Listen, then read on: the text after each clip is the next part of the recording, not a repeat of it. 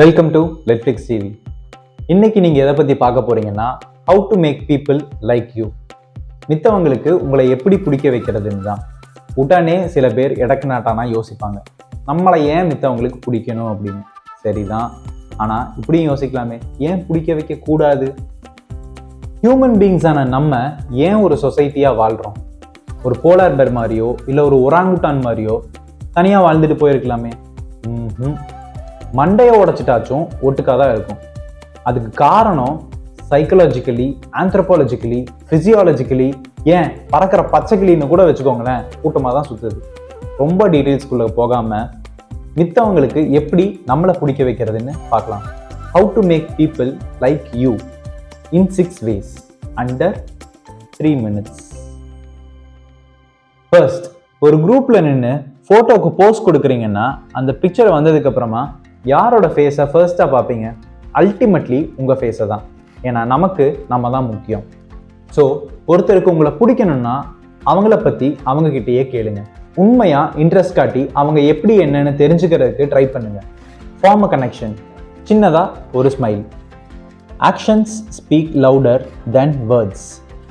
நீங்கள் ஒருத்தரை பார்க்குறப்போ சிரிச்சா உங்களுக்கு அவங்கள பிடிச்சிருக்கு, நீங்கள் அவங்கள பார்க்குறதுல சந்தோஷப்படுறீங்கன்னு அர்த்தம். ஒரு பேபியோட ஸ்மைல் அதனால தான் நிறைய பேருக்கு பிடிக்கும்.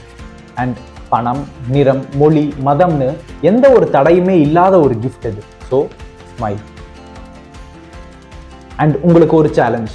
நீங்கள் டே டு டே லைஃப்பில் அடிக்கடி பார்க்குற யாராவது ஒருத்தர் இது வரைக்கும் அவங்கள பார்த்து நீங்கள் சிரிச்சிருக்காமல் இருக்கலாம். ஆனால் நெக்ஸ்ட் டைம் பார்க்குறப்போ ஒரு வாட்டி சிரிங்க. அண்ட் என்ன ஆகுது அப்படின்னு கமெண்ட்டில் உங்கள் எக்ஸ்பீரியன்ஸை ஷேர் பண்ணுங்கள். யாராச்சும் என்ன விக்னேஷ்னு கூப்பிடாம விநாயக் அப்படின்னு கூப்பிட்டாங்கன்னா ஒரு பாயிண்டில் என் பேர் என்னன்னு சொல்லுவேன். நேம்ஸ் அவ்வளோ முக்கியம். எப்பயாச்சும் மீட் பண்ணுற ஒருத்தர் உங்கள் ஃபேமிலியில் இருக்கிறவங்கள பேர் சொல்லி விசாரிச்சாங்கன்னா டக்குன்னு உங்களுக்கு அவங்கள பிடிக்கும். எவ்வளோ ஞாபகம் வச்சு கேட்குறாங்க அப்படின்னு. That's the key.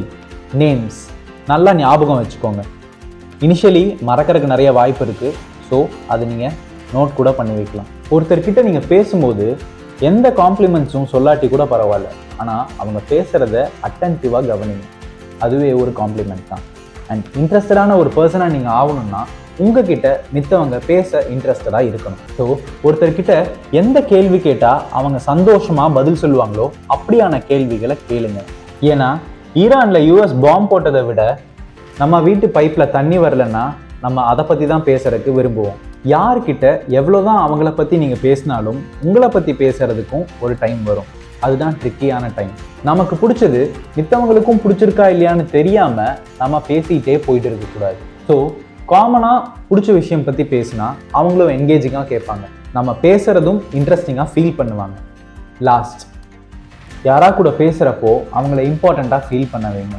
சின்ன சின்ன விஷயம் லைக் டோர் ஓப்பன் பண்ணி விடுறது, உட்கார்றப்ப சேர் எடுத்து கொடுக்கறதுன்னு அவங்கள கம்ஃபர்டபுளாக பார்த்துக்கோங்க.